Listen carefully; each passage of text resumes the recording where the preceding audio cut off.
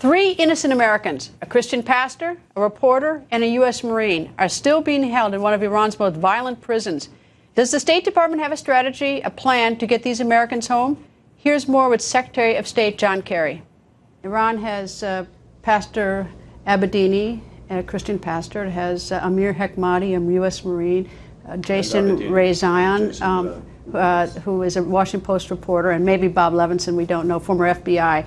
And I know that the United States has not made the nuclear deal as sort of a quid pro quo or brought that in, but what are we doing? And President Rouhani at least has said that he wants to consider swapping Iranians held in the United States for those 3. Well, I'm not going to get into the details of any discussions or swaps or whatever may or may not exist.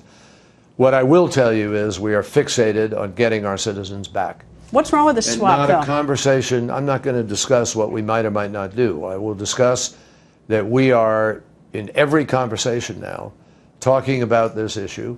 And it's my hope that over the course of the next days, weeks, but as short as possible, I hope our citizens will come home. And we're continuing to focus on it.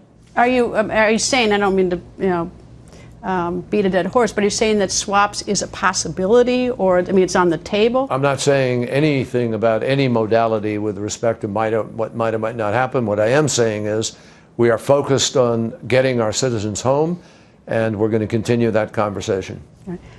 Sudan, which is a country that's having a lot of problems. I've been in the Nuba Mountains, and I've seen that President Bashir is dropping bombs on his people, just like President Assad does on his people. Where does the United States stand vis-a-vis President Bashir and the poor people in the Nuba Mountains? Well, as you know, he's under ICC indictment. He's somebody we don't talk to directly. We talk underneath him to members of his administration. He's not allowed to travel to many countries in the world, because if he did, he'd be arrested. And we are deeply opposed to the violence that he is perpetrating against people in Blue Nile and South Kordofan, and indeed still in Darfur. We have called on him to be a responsible player with respect to the peace agreement that we've just made, that we have helped to give birth to, together with the countries in the region, for South Sudan. He has fed that particular conflict also by giving weapons to the rebels within that fight. So he's not proven himself to be a legitimate and, a player who is prepared to prove that Sudan itself is ready to be treated differently. There are countries in the region that have influence with them. We worked with them to try to get them off the as you know, off the list of state sponsors of terror, and to try to bring them into the process as we were going through the comprehensive peace agreement with South Sudan.